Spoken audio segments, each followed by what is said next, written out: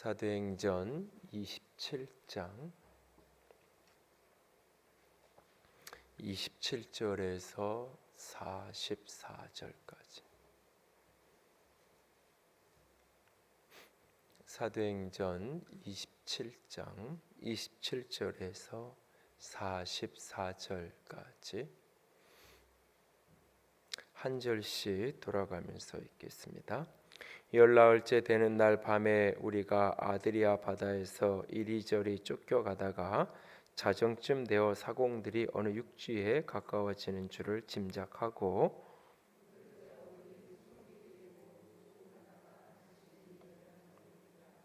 암초에 걸릴까 하여 고물로 단 넷을 내리고 날이 새기를 고대하니라.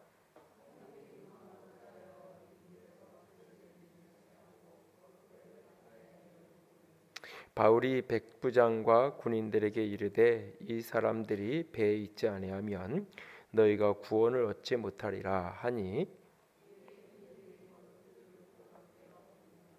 날이 새어가매 바울이 여러 사람에게 음식 먹기를 권하여 이르되 너희가 기다리고 기다리며 먹지 못하고 줄인 지가 오늘까지 열나흘인즉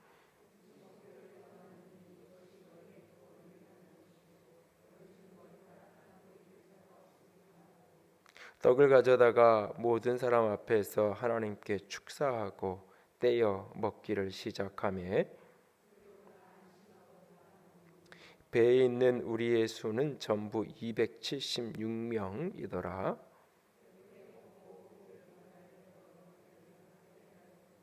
날이 샘에 어느 땅인지 알지 못하나 경사진 해안으로 된 항만이 눈에 띄거늘 배를 거기에 들여다 댈 수 있는가 의논한 후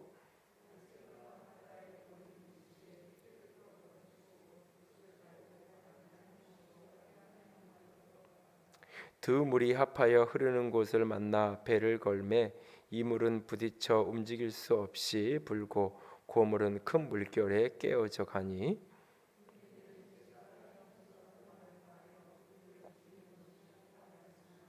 백부장이 바울을 구원하려 하여 그들의 뜻을 막고 헤엄칠 줄 아는 사람들을 명하여 물에 뛰어내려 먼저 육지에 나가게 하고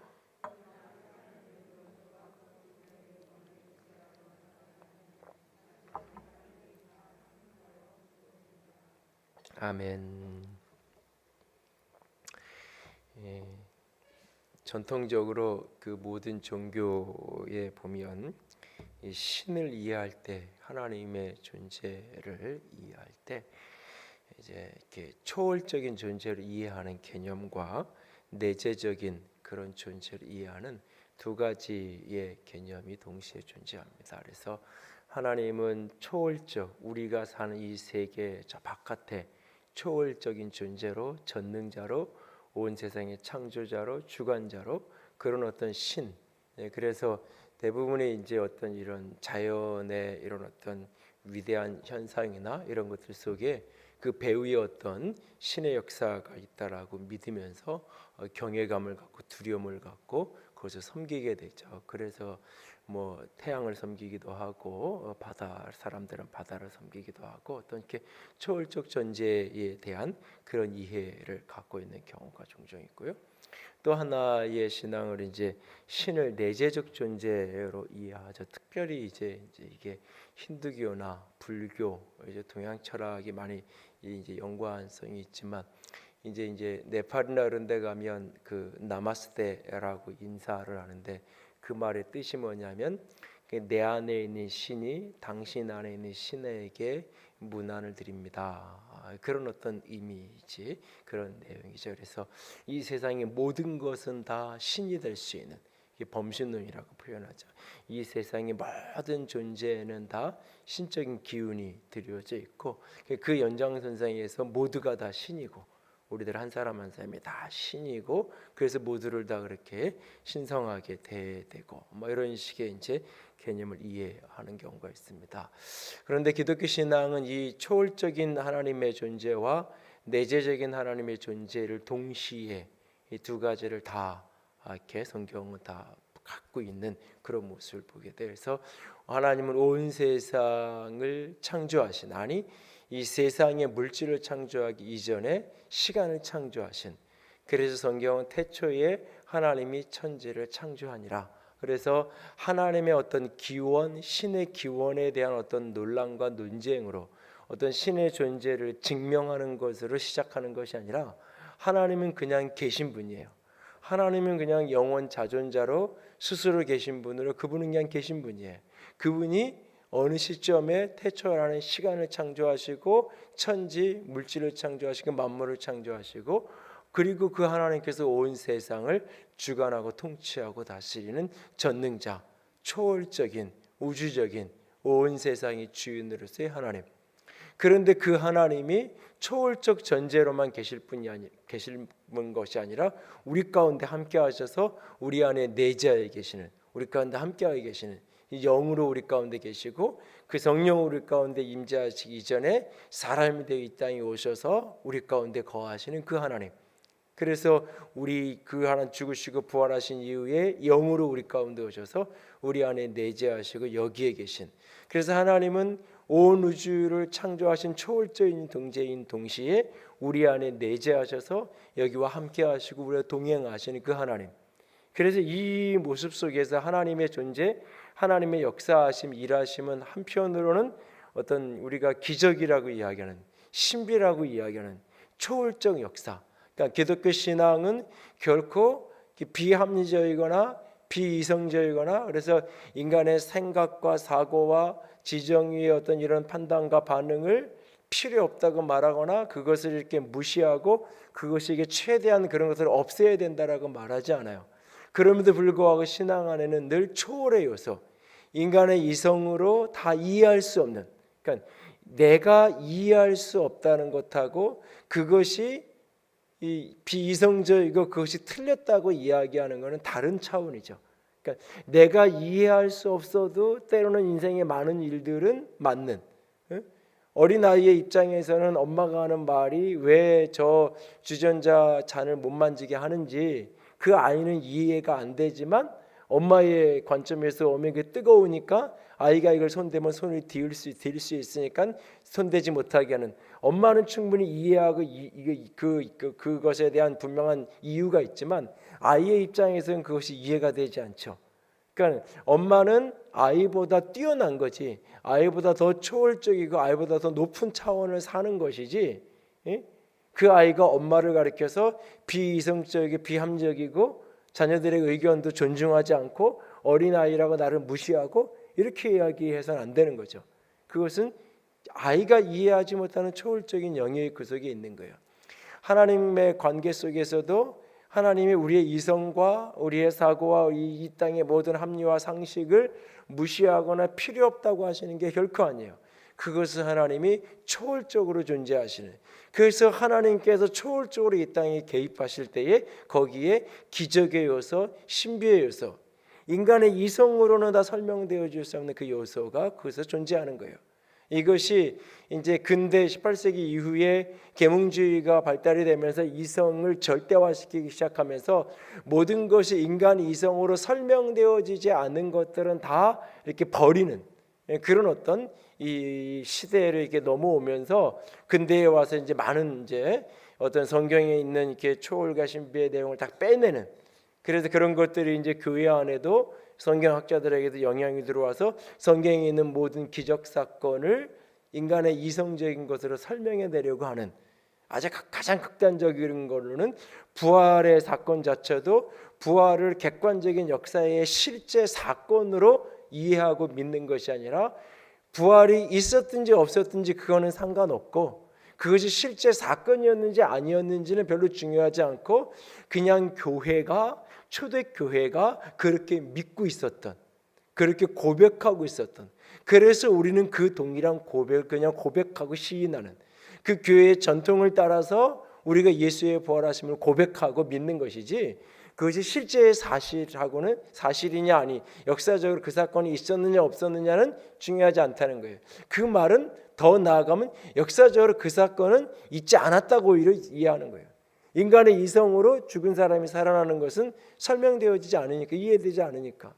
다만 그것이 없다고 해서 부활을 안 믿어야 되는 그게 아니라 그건 그냥 믿음의 고백으로 신앙의 고백으로 시인하고 믿어야 된다라고 이게 이제 자유주의 신학에서 이야기하고 많은 이제 그런 신앙적인 개념들이 성경 안에 들어와서 이제 뭐 홍해를 가르는 사건도 실제 홍해가 갈라지는 것이 아니라 갈대 숲을 그냥 지나간 거고 이런 식으로 이제 모든 것을 이해를 하고 그렇게 설명하려는 시도들이 근대 이후에 굉장히 많이 있었죠. 그것이 결국은 교회를 허물고 무너뜨리는 모습으로 나타나는 경우를 보게 돼요. 그러나 근대 이후 한 200년 정도의 역사에서는 그 초월과 신비를 자꾸 이렇게 밀어내지만 그 이전에 2800 교회 역사 속에 늘 그 속에 신비의 역사.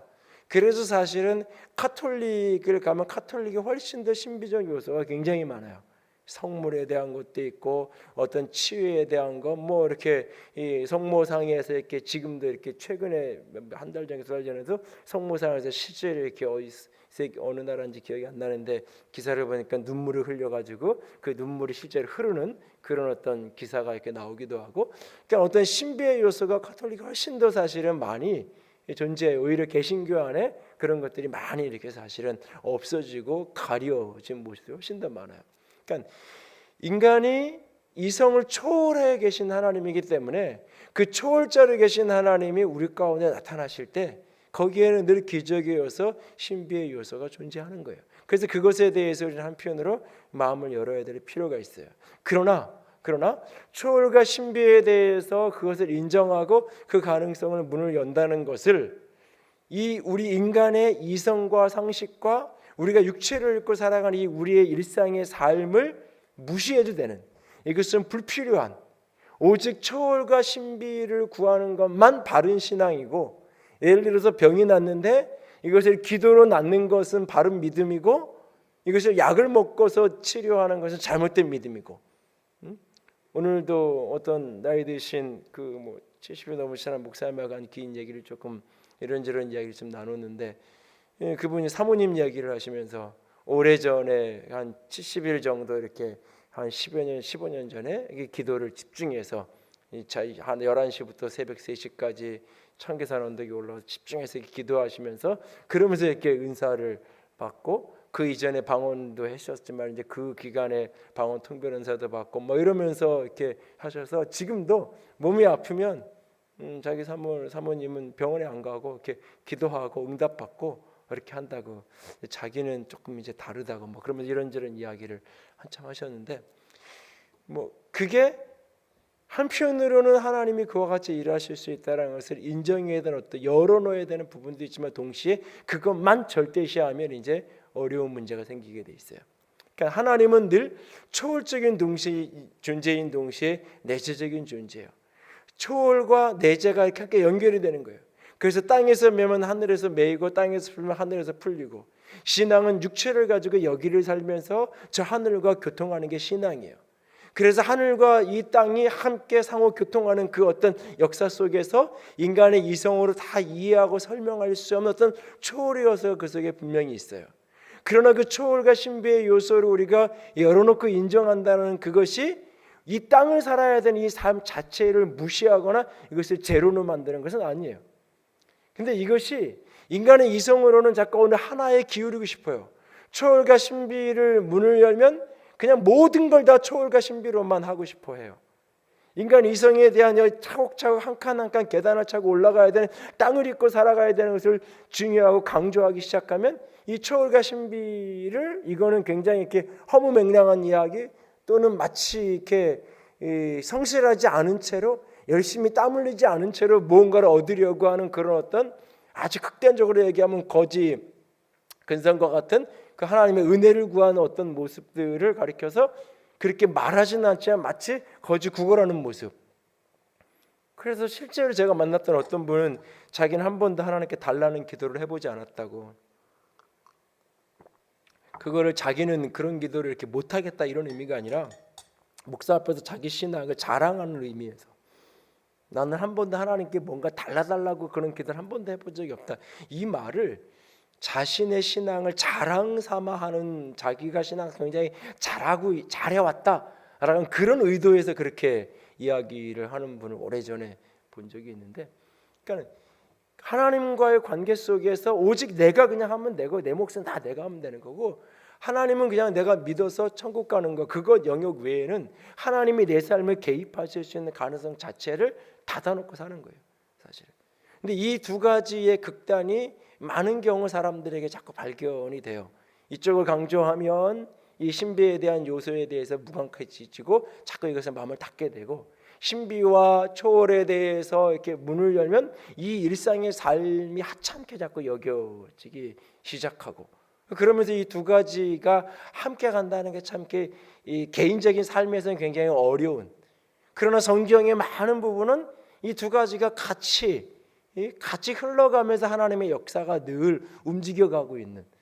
그러니까 예를 들어서 이제 1월 달부터 여러분들이 큐티 묵상해야 될 게 여호수아인데, 여리고성을 정복하는데, 이 가나안 땅을 정복하는데 여리고성을 정복할 때는 전체 13바퀴 돌고 소리 질렀더니 무너졌잖아요. 근데 다른 성들도 다 그렇게 한 게 아니잖아요. 여리고성을 정복할 때는 그렇게 초월하게 기적의 방법으로 하나님이 정복하게 하셨지만, 다른 나머지 수많은 전쟁은 피 흘려서 땀 흘려서 가서 정복해서 취해야 했던 거예요. 이 두 가지가 동시에 같이 존재한단 말이죠.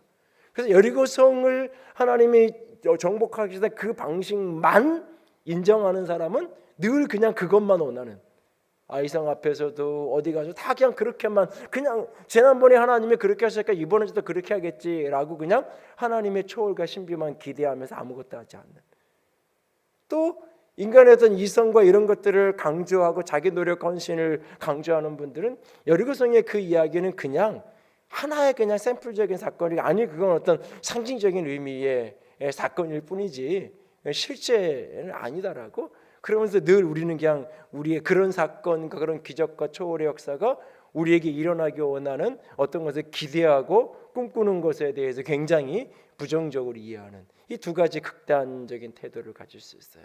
우리는 이 두 가지가 동시에 다 필요해요. 다 필요해요. 이 두 가지, 하나님이 그런 분이니까. 하나님이. 그러니까 사도행전을 쭉 읽어가면서 패턴을 찾으려고 한번 열심히 찾아본 적이 있어요. 왜 어떤 때는 하나님이 옥에 갇혔는데 옥문을 기적으로 열고, 어떤 때는 하나님이 기적으로 열지 않는지, 왜 하나님이 빌립보 감옥에서는 바울과 실라가 그 밤중에 찬양하고 그럴 때 옥문을 여셨는데, 베드로도 물론이거니와 바울만 놓고 보면, 근데 이 지금 이 앞에 여정에서 22장 23장 쭉 지금 이 여정을 보면 이 예루살렘에서 바울이 5년 동안 옥중에 그냥 감금 상태로 그렇게 있잖아요. 그때는 바울이 찬양을 안 해서 밤에 막 열정적으로 찬양할 때 문이 열렸는데, 바울이 믿음이 떨어져서 찬양도 안 하고 맨날 그냥 한숨만 쉬고 있고, 그냥 그래가지고 5년 동안 문이 안 열린 거, 이게 아니잖아요. 이게 여기에 어떤 패턴이 정확한 게 있다면, 이렇게 하면 하나님이 초월적으로 개입하고, 이런 때는 인간이 노력하고 깨를 기다려야 되는, 이게 이렇게 패턴적, 그러니까 규칙, 법칙적인 어떤 것이 있다면, 그것만 찾으시다면 그렇게 하면 되잖아요. 그렇게 찾으세요. 그거를 사도행전을 한참 찾아봤는데 도저히 못 찾겠더라고요. 어떨 때 하나님이 천사를 통해 말씀하시고, 어떨 때 하나님이 직접 말씀하시고, 어떨 때는 성령으로 말씀하는지. 그렇잖아요. 바울 이 장면에만 봐도 23장에서는 주께서 직접 곁에 서서 말하는데, 27장에는 주의 사자가 곁에 서서 말하고, 더 앞에 가면 19장 20장에 가면 성령이 내 속에서 이야기하고, 하나님이 바울에게 뭔가 메시지를 주는데, 담대해라, 너 걱정하지 마라, 예루살렘 갔다가 넘어갈 거다, 이 비전의 메시지를 주는데, 어떤 때는 예수님이 직접 주님께서 곁에 서서 이야기하는데, 어떨 때는 천사를 보내서 말씀하시고, 어쩔 때는 성령의 내적인 음성을 통해서 성령께서 말씀을 주시고, 이게 그냥 패턴적으로나 규칙적으로 등장하지 않는다는 거예요. 그 말은 무슨냐? 하나님이 자유로우신 분이에요. 자유로우신 분이에요. 그 하나님이 자유롭게 일하실 수 있도록 우리도 그 자유로우신 하나님 앞에 모든 가능성을 내어놓고 열어놓는 거예요. 그리고 그 모든 가능성을 열어놓고 오늘 내가 해야 될 내 몫의 일을 하는 거예요. 그분이 내일, 아니 지금 이 순간 바로 뒤에 어떤 기적의 역사를 일으키든지 그렇지 않은지 상관없이 오늘 내가 해야 될 그 일을 하는 거예요. 오늘 내가 해야 될 그 일을. 오래전에 지금은 이제 목사님이 되셨고 최근에는 그분 간증이 잘 안 나오는데 그 원종수 권사님 감리교 권사님이신데 아마 몇 년 전에 목사 안수를 받으신 걸 알고 있는데 그분의 이렇게 간증집에 이렇게 보면 예? 미국에서 이제 암 전문의로 이제 이 백인들을 이렇게 동양인이 이렇게 미국에서 이렇게 백인들의 암을 생사를 다루는 것을 직접 치료한다는 게 인종차별이 전 세계에서 가장 심한 나라가 미국이고 사실 그렇기 때문에 그게 이렇게 드문 경우에서 그만큼 사실 인정받는 의사인 거예요. 근데 이분의 고등학교 시절 이렇게 보면 이제 예? 이 저희 전사님이 이렇게 교회 이렇게 있는 학생부 전사님이 방언받아야 천국 간다고 그래가지고 사실은 따지고 보면 잘못 가르친 거잖아요. 그런데 이 말을 이 이제 고등학교 1학년 때인가 2학년 때 충격을 받아서 자기 방언 못 하는데 천국 못 가게 생겼으니까 이제 작정하고 기도를 한 거죠. 기도를 이제 방언 달라고 이제 천국 못 가게 생겼으니까 작정하고 이제 식음을 전폐하고 기도를 한 거예요. 그랬더니 이제 하나님께서 은혜를 주시면서 이제 찾아와서 이렇게 이 말씀을 묻는데 솔로몬에게 물었던 것처럼 내가 너에게 뭐 해주기 원하냐 이렇게 물으시는 거예요.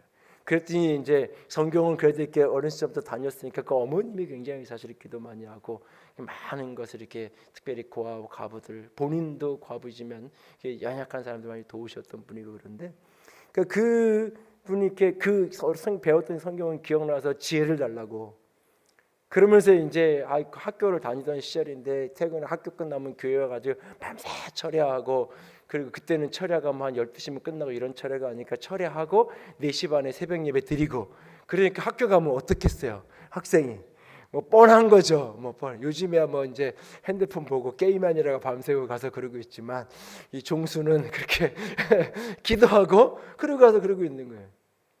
한 달쯤 그랬더니 그게 이제 이렇게 하면 안 되겠다고 이제 깨닫고 이제 전사님이 또 가이드를 새롭게 하고 그래서 이제 생활 패턴을 바꾸고 그러는데 그 이분의 그 이야기 중에 그 이제 지혜를 주신 그 장면을 보면 이게 시험을 딱 보면 시험지를 눈 딱 감으면 시험 보면 이렇게 시험지 이게 책이 여기 1번 문제를 풀면 1번 문제에 나오는 그 교과서의 그 부분이 눈 딱 감으면 눈에 보인다는 그 교과서 그냥 환상처럼 앞에 그러니까는 문제 풀면 다 맞는 거죠.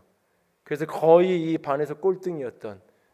근데 그 고등학교가 뭐다 고등학교도 좋은 고등학교예요. 그러니까 좋은 고등학교니까 꼴등했어도 사실은 공부를 이렇게 중학교에서 굉장히 잘한 친구인 거죠. 거기서 꼴등이어도.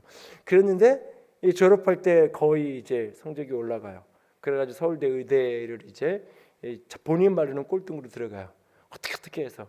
그리고 이제 결국 수석 졸업하고 의사시험 수석 합격하고 그러면서 이제 미국으로 들어가게 된 건데 이분이 그 얘기를 해요. 근데 그분 이야기를 들으면서 책을 보거나 간증 테이프를 제가 들으면서 이게 꽂혔던 것 중에 하나가 꽤 오래전인데 보이는데 기도만 하면 그냥 이게 다 페이지가 보이는 게 아니에요. 그 의대 시험, 그 의대에서 배우는 그 두꺼운 책들이 그냥 눈만 감으면 딱 보여가지고 서울대 수석 졸업하고 의사시험 수석하게 되는 게 아니에요. 3번 이상 봐야 그게 보인대요. 3번 이상. 제가 그래서 3번 보면 나도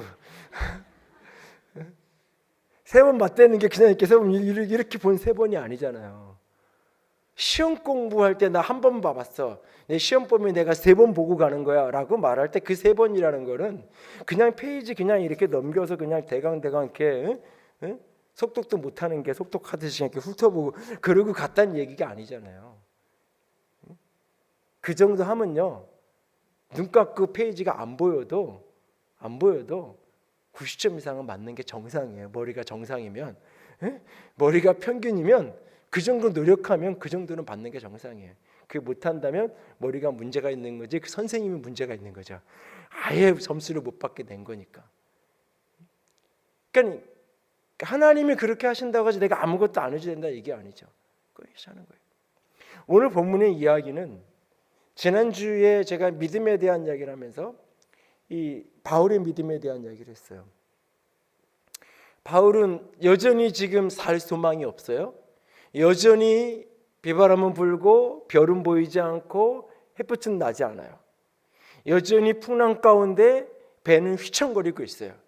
여기가 어디인지 위치조차 좌표조차 어디인지를 지금 알 수 없는 그런 시간을 여전히 지나가고 있어요. 그런데 하나님이 당신의 사자를 보내셔서 안심하라고 말씀하세요. 너도 네 배에 있던 사람 한 사람도 잃어버리지 않을 거야. 내가 다 네 손에 붙일 거라고. 네가 로마까지 가서 복음을 전해야 된다라고 하나님이 주의 사자를 통해 말씀하세요. 바울은 이 말씀을 믿었다 그랬어요. 믿었고 그 말씀을 백성들에게 선포했어요. 그 배에 탄 사람들에게 이 말씀을 선포했어요. 그러니까 두려워하지 말라고, 안심하라고. 주의 사자가 내게 이렇게 말씀하셨다고 분명하게. 여전히 풍랑이고 모두가 죽어가고 있는 그 죽음의 두려움과 공포에 휩싸여 있는 그 시간이에요. 그런데 하나님이 내가 너를 지킬 거라고, 보호할 거라고, 살릴 거라고, 그 배에 탄 사람 한 사람도 다 잃어버리지 않고 네 손에 맡기겠다고 하나님 그렇게 말씀을 주셨어요. 분명히 그 말씀을 믿었어요. 초월과 신비의 역사를 믿었어요. 하나님이 지금 현실은 죽을 수밖에 없는 현실인데, 현실은 이 풍랑 가운데 다 사라질 수밖에 없는 현실인데, 하나님이 살리겠다고 하신 약속을 믿음으로 붙들었어요. 초월적으로 신비적으로 하나님이 개입하실 수 있다는 가능성을 믿었어요. 주의 사자가 그 풍랑 가운데 있는 그에게 찾아오셔서 그 밤에 이야기를 해주신 것 자체가 신비해요. 그것 자체가 기적이에요. 하나님이 그렇게 말씀하신 거를 내가 이 바울이 그걸 믿었어요. 그리고 나서 그 초월과 신비를 믿은 사람의 오늘의 모습, 그 초월과 신비의 가능성을 인정하고 하나님께서 오늘도 하늘을 가르고 저 하늘에 계신 하나님, 이 땅의 문제에 그분께서 초월적으로 개입하실 수 있고 우리의 삶을 도우실 수 있다는 것을 믿는 사람들이 오늘 이 땅을 어떻게 살아야 되는지에 대한 두 가지 힌트가 이 본문 속에 담겨 있어요. 첫 번째 힌트는 뭐냐면, 오늘을 이 땅을 사는 사람이 바로 내 곁에 가장 가까이 있는 사람을 사랑하는 거예요. 함께, 요즘에 사회적으로 많이 이렇게 사용되어진 언어 가운데 하나의 연대라는 언어를 사용하는데, 공동체적인 연대. 내가 그것을 받았고 알았으니까 나만 삶을 내가 아니라 그게 아니라 함께 살아야 된다는 연대성, 공동체에 대한 의식, 내 곁에 있는 한 사람에 대한 사랑. 오늘 이야기는 이런 이야기예요. 배가 이 시간이 지나서 2주째, 14일째 시간이 흘러가고 있어요. 그런데 뱃사람들은 느껴요. 직감적으로 이 바다에서 오랜 세월을 걸어 살았던 사람은 느껴요. 이게 수심이 얕아지고 있는 걸 느껴요. 수심이 여기 본문에 20길쯤 된다 그랬는데, 20길이라는 표현이 이게 대략 이제 따지면 37m, 8m 그 정도의 길이에요. 그런데 조금 더 가서 다시 재보니까 이제 15길쯤 된다 그랬어요. 이러면 이게 한 27m, 10m 이상 이제 이 줄은 거예요. 이게 내려보니까 물이 얼마나 깊은지를 이렇게 잴 수 있는 도구를 가지고 재보니까 수심이 점점 낮아지는 거예요. 수심이 낮아진다는 이야기는 어디엔가 묻히 육지가 가까이 오고 있다는 것을 직감적으로 느끼고 있는 거예요. 캄캄한 밤에 그걸 느끼고 있는 이 뱃사람들만 아는 거예요. 저 멀리 뭔가가 보여서가 아니라. 그리고 배가 이렇게 가면서 저 멀리 무엇인가 항구가, 육지가 있는 거를 그들이 느껴요. 그래서 이 사공들이 자기들이 이렇게 내리기 위해, 살기 위해서 큰 배가 있으면 조그만, 우리 요즘식으로 얘기하면 여객선 큰 거 있으면 구명보트들 있잖아요. 그런 것들을 내리는 거예요. 그래서 자기들 타고 가려고. 그랬더니 바울이 딱 그걸 보고는 백부장에게, 한 사람이라도 누군가가 이 배에서 떨어져 나가면 우리는 같이 살 수 없다. 우리는 다 같이 운명 공동체로 같이 가야 된다. 그러니까는 백부장이 명령을 하고 군인들이 그 거룻배를 내리는 그 닷줄을 끊어버리죠. 그래서 내리지 못하게 만들어버리죠. 나만 살겠다고 이야기하는, 먼저 정보를 얻었어요. 자기의 타고난 직업적인 능력, 자기의 타고난 재능, 이걸 가지고 무언가 얻는 정보를 가지고 나만 이익을 취할 수 있는 어떤 기회가 왔어요. 이걸 요즘 우리의 어떤 이야기를 바꿔놓으면 나만 알 수 있는 어떤 정보를 얻었어요. 저 땅을 사면 오늘도 아까 그 어떤 분이 얘기 한참 하면서 어디 교회 재정인데 뭐 어디 땅을 사라고 자꾸 그러셔가지고 몇 년 지나면 그거 풀린다고. 예, 하여튼간 뭐 어르신이니까 이제 이제 차 한 잔 대접해 드리고 가셨는데, 그 뭐 어디 이렇게 있는 거를 그냥 그렇게 누가 얘기하는 게 아니라 내가 진짜 아는, 나만 아는 고급 정보를 내가 가졌어. 그래서 내가 돈을 끌어 모아가지고 투자를 해놓으면 내 개인의 이익을 취할 수 있어. 마치 어쩌면 그런 거죠. 극단적인 뭐 1대1로 정확한 비유가 되지 않을 수 있겠지만 어쩌면, 그러니까 내가 가지고 있는 능력, 뱃사람으로서 내가 가지고 있는 그런 능력을 활용해서 나만 살 수 있는, 나만 이익을 취할 수 있는 기회가 온 거예요. 그래서 그 길로 가려고 그래요. 근데 바울은 그 밧줄을 끊어버리라고 이야기해요. 그리고 결국은 우여곡절을 거쳐서 배가 이제 이 해안선에 와서 이게 부딪히면서 바람이 불고 그 옆에 있는 이렇게 육지에 부딪히고 막 그러면서 배가 이제 파손이 되는 지경이 된 거예요. 그런 상황이 막 직면하게 되니까 이 로마의 군병들이, 이 죄수들이 이렇게 해서 이렇게 도망가면, 탈주하면, 탈옥을 하게 되면 이게 결국은 배가 파손되고, 그래서 이렇게 조난이 당하면 육지가 얼마나 안 가까우니까 이제 헤엄칠 수 않은 사람들은 살아서 도망갈 수 있고, 그러면은 이 죄수들이 도망가면 이 죄수들을 호송해야 되는 게 자기들 책임이잖아요.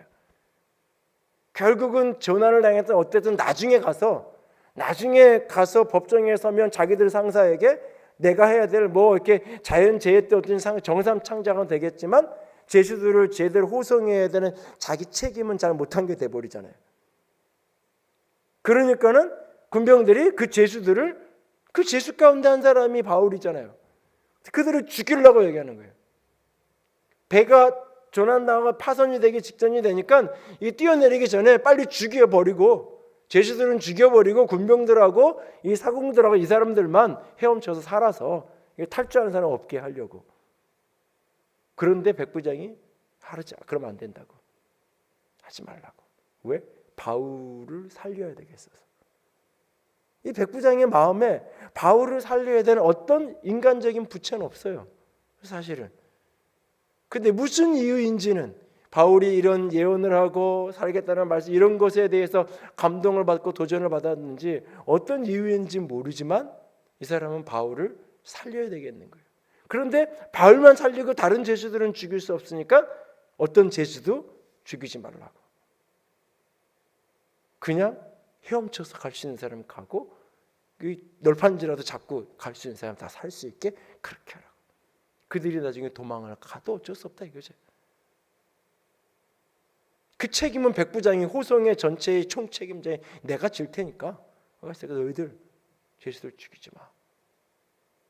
이 백부장이 한 사람 바울을 살리기 위해서, 어쩌면 백부장이 현실적인 자기 이익을 위해서는 바울을 죽이는 게, 결과적으로는 바울이 도망가지 않았고 그 바울을 압송하는 일들을 최종적으로 잘 마쳤기 때문에 자기 사명을 마지막에는 다 이룬 걸로 28장에서 결론이 맺혀지겠지. 이 백부장의 개인적인 자기에게 주어진 역할에 관해서는 마지막에 가면 다 이루었지만 지금 시점으로 보면 그렇게 되지 않을 가능성이 많이 있는 거예요. 잘못하면 자신이 굉장히 위험해질 수도 있어요. 여기서 살아남은 게 오히려 더 많은 책임을 지을 수도 있어요. 어쩌면 그런 상황이 될 수도 있는 거예요. 그럼에도 불구하고 죽여서는 안 된다고, 살려야 된다고, 같이 살아야 된다고. 오늘 여기 이 두 얽힌 이 장면 속에서 우리가 기억해야 돼요.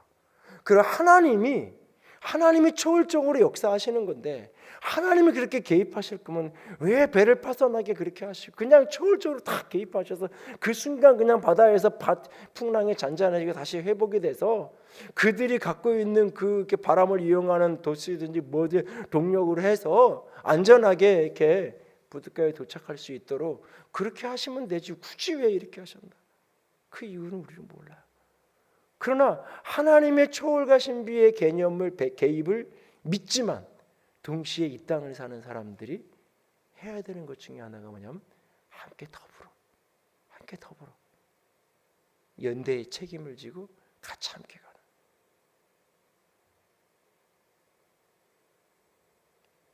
사실 이런 본문을 이렇게 이 27장 본문을 대할 때마다 자꾸 그 세월호 사건이 오버랩돼서 사실은 부담스럽고 그럴 때가 많은데, 그 세월호 사건이 벌어진 그날 저녁에 성경 공부를 했었어요. 그날 저녁에 성경 공부를 하러 딱 와서 집사님 중에 한 분이 딱 그 아이 또래의 아들을 가진 그 집사님 한 분이 딱 저한테 물었어요. 하나님 어떻게 이럴 수 있냐고. 하나님 어떻게 이럴 수 있냐고. 그 어린애들이 죽게 내버려 둘 수 있냐고. 제가 딱 한마디 했어요. 하나님이 그런 거 아니라고. 그 선장들이 그 경찰들이 조금만 제정신 차리고 했으면 아들이 그렇게 죽지 않았다고. 그 하나님 탓이 아니라고. 나만 살면 된다고. 그 요즘에 그래서 이런 비슷한 사건만 나오면 신문에 항상 나오는 거 있잖아요. 선장이 제일 먼저 나왔는지 맨 마지막에 나왔는지. 최근에 어디 뭐 이렇게 우린 어디 제주도 어디에서 한 것도 선장이 끝까지 지켰다 뭐 이렇게 나오잖아요. 그게 신문의 중요한 기사가 어떤 그런 조난도 비슷한 기사, 우리나라 이야기든지 해외 토픽이든지 그런 기사만 나오면 선장이 먼저 내렸대 나중에 내렸대, 이거부터 기사들이 챙겨가지고 기사에 한 줄을 꼭 써요. 책임 있는 사람이 사전 정보가 있단 말이에요. 이 정도의 배의 충격 이런 상황이면 이게 죽을 수도 있구나, 이 배가 가라앉을 수도 있겠구나, 그 배를 너무나 잘 아는 사람이에요. 여기저기 이게 이렇게 이 수문이 다 닫혀 있어가지고 이게 안에 이렇게 공기층이 있어가지고 배가 어떻게 돼도 그렇게 큰 배가 침몰하지 않게끔 되는 그런 안전장치가 다 있는 건데, 그런 문들이 다 어떻게 열려 있고 이런 것들을 다 아는 사람들이에요. 그 배에 오래 있던 사람들이니까. 그러니까 이 정도 됐으면 이게 어떻게 되겠다 느끼는 거죠. 그랬을 때 내가 먼저 살아야 되니까, 저 배는 너무 조그마니까 나부터 살아야 되니까 그냥 도망가는 거잖아요. 그게 결국은 포도를 죽이는 거예요.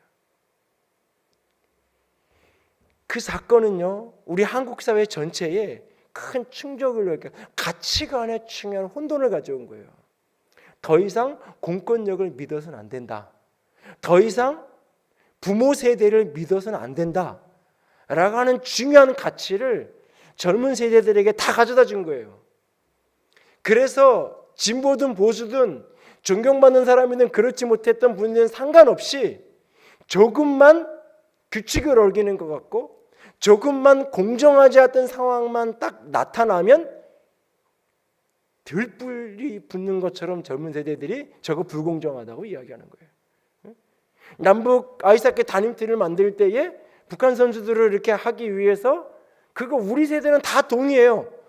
남북 평화 화해를 위해서 젊은 선수들 몇 명 좀 이렇게 좀 피해를 보더라도 올림픽에 못 나가더라도 북한 선수 이렇게 해가지고 단일팀을 만들어서 국가를 살려야 된다. 우리 세대는 다 동의해요. 그러나 젊은 세대들은 아니다. 여태까지 같이 훈련하게 했던 선수들을 억울하게 왜 남북 단일팀을 만드냐고. 그 같이 올림픽 출전의 꿈을 가지고 비록 후보고 결국 올림픽에 가면 한 번도 아이스링크에 밟아보지 못할 선수를 할지 어떻게 그 선수들을 그렇게 아예 그 후보에서도 빼버리면 되냐. 불공정하다. 그래가지고 그때 막 난리가 났잖아요. 젊은 세대들이. 어떤 사건이 벌어지든지 그 가치가 공동체를 위해서 뭘 해야 된다, 국가를 무엇을 해야 된다, 이게 다 깨진 거예요. 중심에. 그런데 이것이 이제 요즘에 부동산 강풍 뭐 이런 거랑 다 맞물리면서 더 심화되는 거죠. 이제 다 심화돼요. 그걸 지난 12월 첫째 김 목사님 오셨을 때 사람들이 다 이렇게 불공정한 그런 속에서 억울함이 있고, 그래서 누군가가 조금 부당한 방법으로 뭔가 조금만 더 유익을 얻는 것 같으면 아주 이게 그냥 폭발을 하는 그런 모습으로 나타난다고 그렇게 해석을 하고 설명을 일부 했는데, 사람들의 내면 속에 그게 있는 거예요. 우리는 아이들에게 이야기하잖아요. 놀러 가면 선생님 말씀 잘 들어? 경찰들 말 잘 들어야 돼? 어른들 말 잘 들어야 돼? 선생님 말 잘 들은 아이들이 죽었어요. 선생님 말 안 듣고 쫓아나갔던 애들은 살았어요. 방송에서 나오는 이야기 그대로 있으라는 말 안 들은, 그거 안 믿고 선생님이 안 되겠다 그냥 나가라 소리쳤던 반 아이는 살았고, 그거 믿고 선생님이 우리 같이 여기서 기도하자 붙들고 앉아있던 그 반 아이들 한꺼번에 다 그렇게 죽었어요. 그걸 눈으로 봤단 말이에요. 특별히 젊은 세대들이, 어린 세대들이. 그러면서 부모를 보니까 다 각자 소생이에요. 각자 살겠다는 거예요. 부모 세대를 보니까. 교회들 보니까 다 각자 살겠다는 거예요. 옆에 있는 교회가 망하고 옆에 있는 교회도 어떻게 상관없는 거야. 내 교회만 늘어나면 되는 거예요.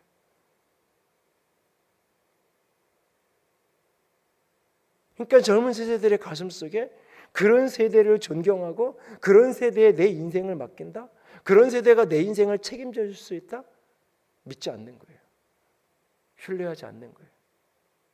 그 세대 간에 취업과 직업 가지고 아버지랑 아들하고 싸운다 그러잖아요. 퇴직을 해야 되는 50대 중후반과 20대 중후반, 30대 초반까지 일자리를 놓고 싸운다 그러잖아요. 정년을 늘려야 된다. 늘리는 만큼 신이 취업이 못하니까. 아니다. 정년 그냥 그대로 놔두고 새로 젊은 사람 뽑아야 돼. 양쪽에서 싸운다 그러잖아요. 이전에는 젊은 세대들이 어른들이 그래도 믿고 따라오면 너희들 길 열어줄 거야. 이거 이렇게 하는 거 나 먹자 잘 먹고 잘 살자고 하는 게 아니라 다 너희들 줄 거야. 믿었단 말이에요. 근데 아니죠. 기성세대도 욜로적이니 뭐 하면서 다 나야 차려야지. 50대 60대 그런 것들, 그런 이야기들이 정상적인 삶인 것처럼, 자아를 찾아가는 정상적인 삶인 것처럼 사회에서 회자될 때 그 모습을 바라보고 있는 10대 20대들은 참 아버지가 자기 인생 찾아가니까 존경스럽다 이게 아니라 나도 내 몫을 찾아 나 홀로 살아야 되는 거구나. 이게 심각한 사회 현상으로 사회 전체를 지배하는 거예요.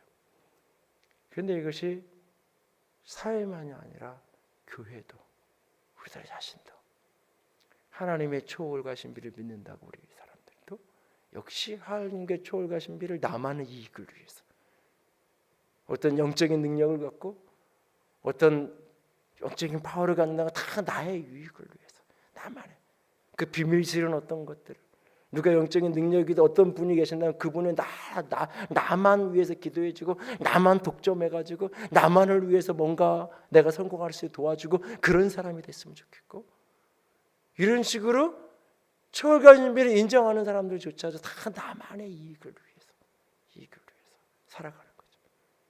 자기 성취와 자기 목적을 이루기 위한 태도 속에서. 그래서 우리가 반문하는 거예요. 끊임없이 질문을 던지면서 이 세대 속에서 어떻게 함께 살아갈 수 있는 길을 찾을 수 있을까? 이 시대 속에서 교회가 해야 될 역할은 뭘까? 이 땅의 이 공동체 속에서, 이 도시와 지역 속에서 교회가 함께 살아가야 된다는 것을 어떻게 이것을 가난한 사람, 약자 돌봐야 된다는 거 다 인정해요. 다 그거 해야 된다고 얘기해요. 근데 내 거 가지고는 하지 말고 네 거 가지고 해. 내 거 뺏어가서 하지는 마. 저 돈 많은 저 사람 있잖아. 저 사람 거 뺏어서 해. 내 거 나눠서는 하고 싶지 않아. 어떻게 하다 그거예요. 교회가 그렇게 해야 되고 다 인정해요. 근데 우리 교회는 건드리지 마. 우리한테 그런 걸 하라고 얘기하지 마. 저 대형 교회 있잖아. 초대형 교회도 있잖아. 거기 보러 그거 하라 그래. 이게 사실은 우리의 태도예요. 여기서 끊임없이 이걸 어떻게 구체적인 생각으로 끝나는 것이 아니라 구체적인 실천의 어떤 이 프로세스를, 과정으로 이것을 만들어낼 수 있을까?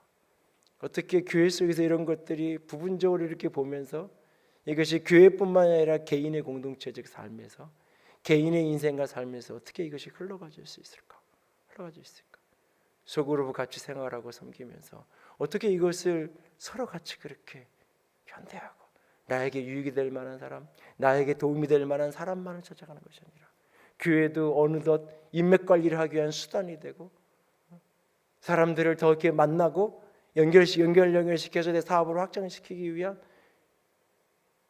그런 거짓되고 왜곡된 동기를 이 속에도 여전히 때로는 이런 것들을 어떻게 끊어내고 어떻게 진정한 복음적 동기로 함께 연대하고 함께 더불어 살아가고 약자와 강자가 함께 어우러질 수 있는 신분과 계층과 나이와 출신에 상관없이 함께 어우러져서 함께 걸어갈 수 있는 그런 공동체를 어떻게 만들어갈 수 있을까?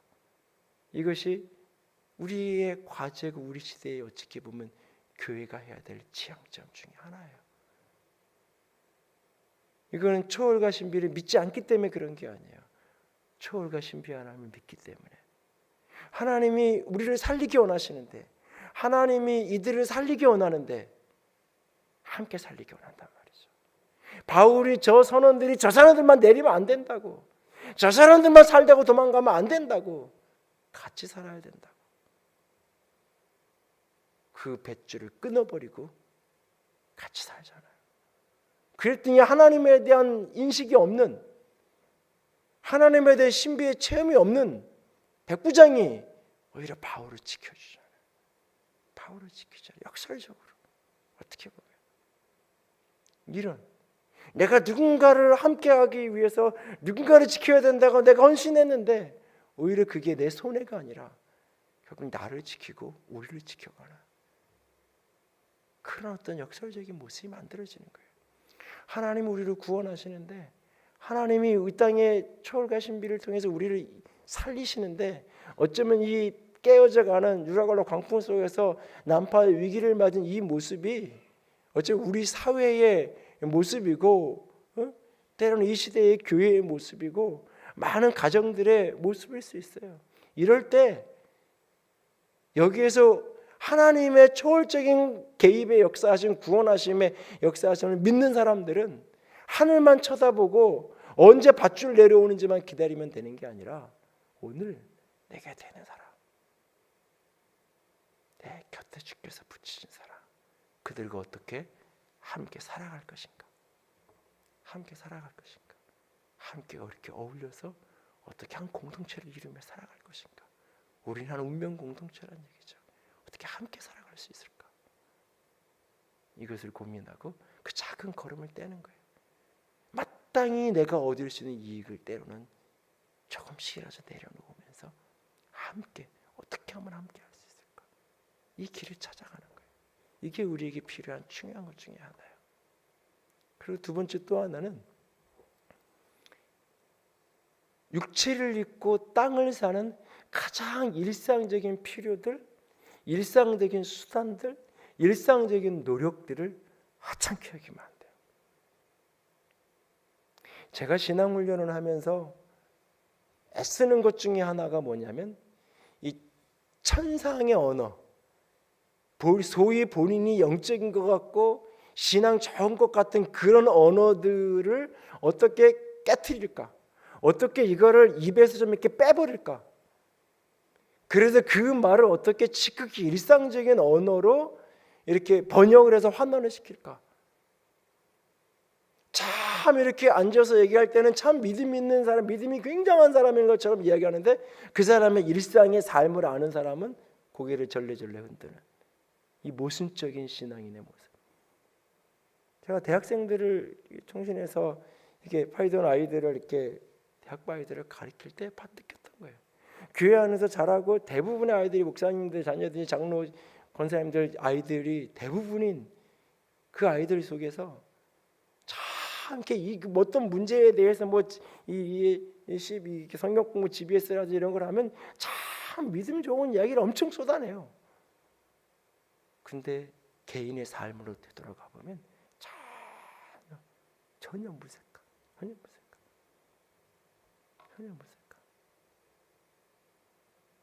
신앙은 일상을 살아가는 거예요. 여러분, 하나님의 이 메시지를 받고 나서 바울이 사람들에게 먹으라 그래요. 먹으라 그래요. 왜? 먹어야 10여일 동안 못 먹었어요. 식량이 조금 있는데 이게 얼마나 걸릴지 모르니까 근근히 죽지 않을 만큼만 먹으라는 거예요. 왜? 헤엄쳐야 돼요. 먹어야 기운이 나서 헤엄쳐서 살죠. 10일 이상을 굶었으면 기력이 없어서 살려줘도 살 수가 없는 거예요. 먹으라고 얘기해요. 먹으라고. 그래서 먹을 수 있는 거 먹을 만큼 먹고 남은 건 다 버려요. 왜? 이제 상황 끝나서 이제 헤엄쳐서 가야 돼요. 그리고 백부장이 뭐라 그러냐, 헤엄칠 수 있는 사람은 배가 깨지고 벌어지는 순간 저 해안가까지 바다 수영을 할 수 있는 사람은 헤엄쳐서 가라는 거예요. 그리고 그게 안 되는 사람은 널판지를 의지해서, 성경의 가장 감동적인 표현 중에 하나가 44절이에요. 저는 그 남은 사람들은 널조각 혹은 배 물건을 의지하여 나가게 하니, 배에 있는 널판지 하나, 물건 하나, 그거 의지해서 나가는 거예요. 하나님을 의지하는 사람은, 하나님을 철저하게 믿는 사람은 오늘 내가 수학 문제 한 문제를 치열하게 풀고 영어 단어 하나를 치열하게 외우는 게 내 인생의 문이 열리게 하는 도구가 될 수 있다는 걸 믿고 그걸 해내는 거예요. 하나님이 내 인생을 개입하시고 도우실 수 있다는 걸 믿는다는 믿음이, 오늘 여러분들 특별히 학생들이 있는데 오늘 땀 흘려서 그 수학 문제 한 문제를 풀어내고 오늘 잠을 설쳐가면서 그 영어 단어 외워내는 그 일상을 하지 않아도 된다는 이야기가 아니에요. 하나님의 역사하심을 믿는다고 하는 많은 사람들이 오늘 씨를 뿌리질 않아요. 하나님이 내 가기를 축복하는 믿으니까 누구보다 먼저 일어나서 아침에 누구보다 먼저 깨끗하게 청소하고, 누구보다 먼저 노력하고, 한 번이라도 만들어보고 한 번이라도 해봐서 어떻게 하면 조금이라도 나은 맛을 낼 수 있을까, 한 번 해보고 두 번 해보고 해보는 거예요. 그것이 필요 없는 일. 하나님이 복 주신다 그랬는데, 하나님이 이 가게 오픈만 하면 대박 나게 하신다 약속했는데, 하나님 왜 손님이 안 오나요? 하나님 왜 돈은 벌어지지 않나요? 하나님이 개입하실 거예요. 그런데 그 하나님이 어떻게? 하나님이 그들을 살려요. 어떻게? 그날 먹으라 그랬어요. 그날 먹어야 돼요. 먹어야 힘이 나서 움직이죠. 먹어야 힘이 나서 헤엄을 치죠. 헤엄칠 능력을 가진 사람들은 헤엄쳐서 육지까지 가고, 하나님이 그냥 배가 터졌더니 그 요술 램프처럼 그 양탄자가 와가지고 들어가지고 천사들을 다 들어 올려가지고 저 육지에 갖다 구조시켜 주는 게 아니란 말이죠.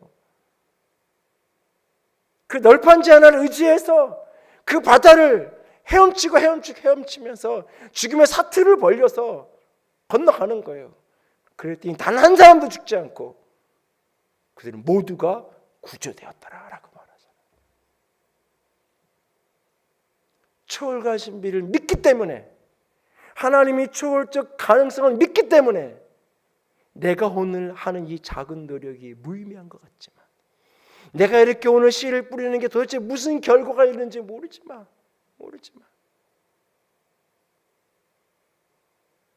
우리 아이들 둘이, 큰애들 둘이 언젠가 그러더라고요. 아빠, 결국은 우리 다 고등학교 성적으로 수시로 다 할 것 같아. 그 말이 뭐예요? 괜히 학원 다녔고 괜히 열심히 그거 안 하고 그냥 학교 생활만 열심히 하고 있으면 이럴 줄 알았으면 그냥 그렇게 할 걸. 그런 어떤 더 놀 수 있었는데 못 놀았다, 그런 아쉬움이 배어 있는 거죠. 근데 만약에 그랬으면 하나님이 지금 그 길을 열었을까요? 저는 그렇게 생각하지 않아요. 결과론적으로 A, B, C의 가능성 중에 하나님이 A라는 길을 통해서 길을 열었지만, 내가 오늘 땀을 흘려서 그 길을 가는 거예요. 이게 결과적으로 내가 열심히 했는데 이게 아무런 의미가 없었어. 그래도 그게 내가 보기에는 인간관계가 없는 것 같고, 내가 보기에는 이게 A와 B 사이에 무슨 어떤 원인과 결과에 내가 이렇게 했기 때문에 이런 복을 주셨어라고 말할 수 있는, 이 땅에 보면 이게 아무런 상관관계가 없는 것처럼 보이지만 하나님은 그것을 연결하고 계신다고요. 그 하나님을 연결하고 계신다고요. 그 하나님을 믿기 때문에 오늘 내가 선 자리에서, 내가 서 있는 이 자리에서 땀 흘리고 내가 선 이 자리에서 씨를 뿌리는 거예요. 일상의 삶을 살아가는 거예요. 오늘 먹으라 그러니까 있는 거 먹잖아요. 기도하고 바울이 축사하고 축복기도 하고 떼어주니까 그들이 불안 이거 먹고 이거 했는데 내일 풍랑이 안 그치면 어떻게 하라고 불안하죠. 근데 바울이 먹으라니까 먹고 그 남은 밀 다 버려버리고 뛰어내려서 헤엄쳐서 가라고 하니까 하나님이 구원한다 그러는데 하나님이 알아서 구원하시면 되지 무슨 헤엄을 치라고. 하나님이 구원한다 그러고 이 널판지 하나 안고 뛰어내리면 어떻게 나를 사냐고. 난 헤엄도 못 치는데 수영도 못해. 이 널판지가 어떻게 나를 살려주겠냐고. 하나님이 나를 살려줘야지. 아니에요. 하나님이 아무 자기도 쓸모없을 것 같은 그 널판지 하나를 도구로 그분이 쓰신다고요. 그분이 그걸 도구로 쓰는 거예요. 근데 그걸 의지하지 않은 사람, 헤엄도 못 치는데 그거 붙들지 않으면 그는 구조되지 못하는 거예요. 내 눈에 보기에 쓸모없는 것처럼 보여도, 내 눈에 보기에 이 길이 아무런 의미 없는 것처럼 보여도 내 오늘의 하루의 몫을 해가는 거예요. 하루의 자리를 걸어가는 거예요. 말씀의 사람이 되고 싶고 말씀이 깊이 머물고 싶다고 많은 후배들이 교육자들이 그런 얘기해요. 성경 하루에 몇 장 읽느냐고. 올 1년 동안 책을 몇 권 읽었냐고.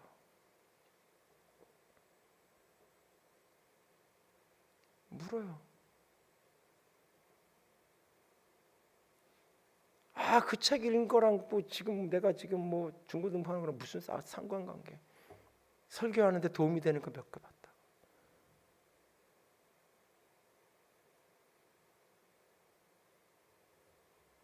당장 필요한 것만 쫓아다니니까 안 되는 거예요.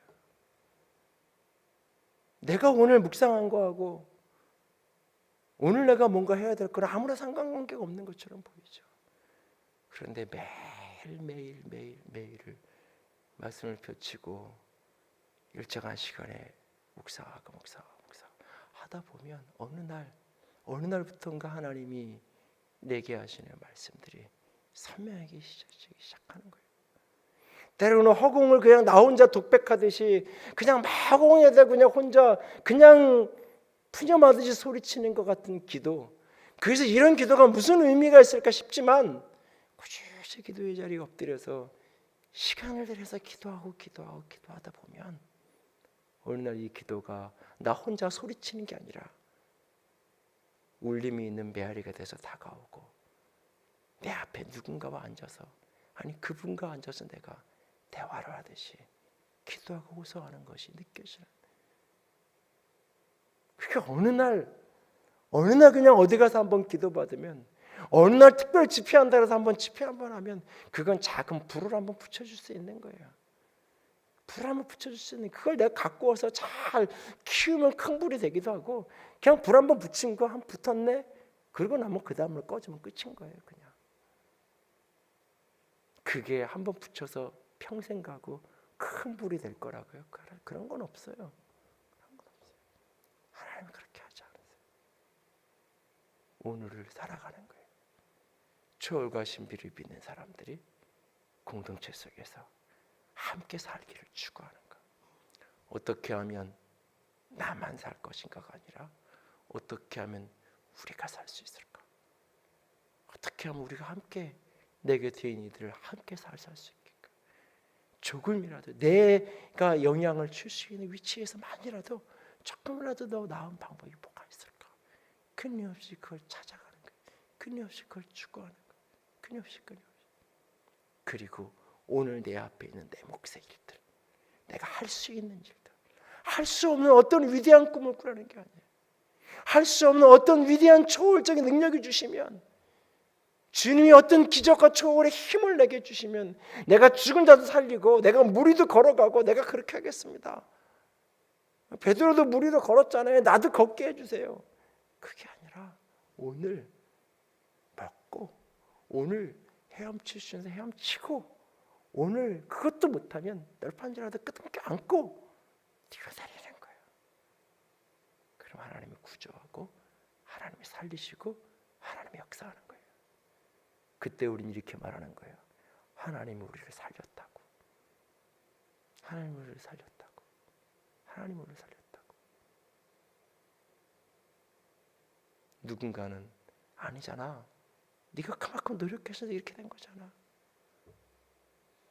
하나님의 세계를 보지 못하는, 영의 신비를 보지 못하는 어떤 사람은 누가 도와줬어도 이렇게 이만큼 된 거잖아. 저 널판지 때문에 이렇게 너 산 거잖아. 널판지한테 고맙다 그래야지. 너 지금 뭐 하는 거야? 하나님이 보이지 않는 사람은 그렇게 얘기해요. 너 밥 먹어서 산 거잖아. 먹어야 돼. 사람들은 그렇게 얘기해요. 네가 열심히 했잖아. 네가 열심히 공부했잖아. 열심히 영신이 장사했잖아. 열심히 노력하고 사람 찾아다니고 문 두드리고 영업 최선했잖아. 그랬으니까 이만큼 된 거지. 사람들의 눈에는 그거밖에 보이지 않아요. 이웃과 동료의 눈에는 그것밖에 보이지 않아요. 근데 영의 세계를 아는 나는 알아요. 내가 한 그 노력이 얼마나 작은 건지, 내가 한 수고가 얼마나 작은 건지, 하나님이 거대한 바람과 그 바다의 물줄기를 그분이 다루시지 않으셨다면, 그분이 그 파도의 흐름과 방향을 그분이 준행하지 않으셨다면, 내가 아무리 널판지를 의지했어도 그분이 바닷물을 때려서 나를 저 육지로 밀어내지 않았다면, 그분이 나를 그 바람을 거꾸로 되돌려서 바람이 바다 쪽으로 불고 그랬으면 나는 오히려 빠져. 아무리 널판지를 내가 의지했어도 이건 죽을 수밖에 없고 나를 살릴 수 없다고. 그걸 나는 아는 거예요. 그래서 입술의 고백은, 사람들이 네가 수고했잖아, 네가 열심히 한 거잖아, 그래도 그게 하찮은 거지, 그게 아무것도 아니라는 걸 본인은 아는 거예요. 그래서 하나님이 하셨어요. 하나님이 나를 구원하셨어요. 중심에서 립 서비스로 예수 믿는 사람끼리 있으니까 그 하나님 감사합니다, 형식적으로 말하는 그게 아니라 중심에서 하나님이 나를 구원하셨어요. 하나님의 은혜를 주셔서 내가 여기까지 온 거예요. 그 고백을 중심에서 하게 되는 거예요. 그리고 또 그렇게 일어나서 또 길을 가는 거예요. 아직 로마로 가야 될 길이 남았잖아요. 아직 로마로 가야 될 길이 남았잖아요. 28장에 바울은 그 길을 또 걸어가는 거예요. 아직 비전이 끝나지 않았어요. 아직 내 사명이 끝나지 않았어요. 여기서 살아남은 건 하나의 과정일 뿐이에요. 내 인생의 총착지에 아직 온 게 아니에요. 끝이 아니에요. 여기서 간증하고 해피하고 좋아하고 살았다고, 성공했다고, 내가 원하는 꿈을 하나 이루었다고, 너무너무 좋다고, 그걸로 끝이 아닌 거예요. 하나의 과정일 뿐이에요. 이제는 나 또 다시 걸어가야 돼요. 그 다음 길을 또 걸어가는 거예요. 어떻게? 하나님이 초월가신 비를 믿고, 하나님의 역사 속에서 하늘을 가르고 하늘에 계신 그분께서 이 땅의 역사에 개입하셔서 내 인생을 선으로 이루어 가실 걸 믿고, 그 하나님을 믿기 때문에 오늘 내가 선 자리에서 삶의 성실함과 사랑함으로 심고 땀 흘리고 눈물 흘리고 옆에 있는 사람 손잡아 주면서 그렇게 또 오늘을 사는 거예요. 그러면 또한 언덕을 넘어가는 거고, 그리고 어느 날 우리는 그 비전의 땅에 내 인생의 부르심을 다하는 그날을 맞게 되고, 주님 앞에 서서 의의 면류관, 잘했다, 나의 달려갈 다 달렸습니다, 고백하는 그날이 오게 되는 거예요. 오늘을 그렇게 살아갈 수 있기를 초월과 신비를 믿기 때문에 오늘 어떻게 살아야 되는지 오늘 이 말씀 속에서 두 가지 꼭 기억하기 원합니다.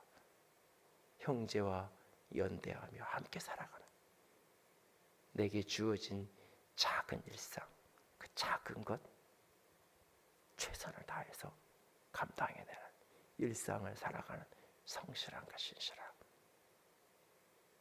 그 위에 하나님이 개입하시게 도우실 거예요. 그런 은혜가 있고 간증이 있는 저와 여러분이 될 수 있기를 부탁을 드립니다. 기도합시다.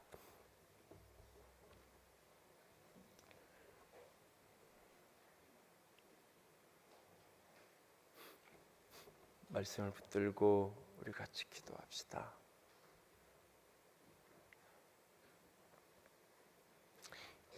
우리의 시선을 이 땅으로만 가두지 마십시오.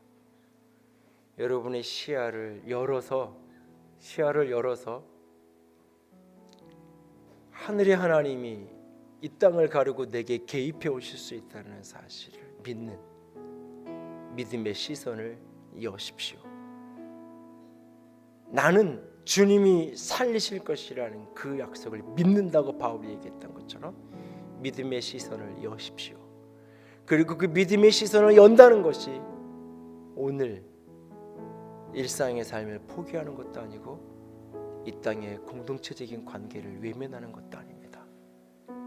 믿음의 눈을 열고 형제를 사랑하고 공동체와 연대하며 함께 살 길을 걸어가기를, 그리고 일상의 성실함과 신실함으로 오늘을 살기를 결단할 수 있는 저 여러분이 되기 원합니다. 같이 기도합시다.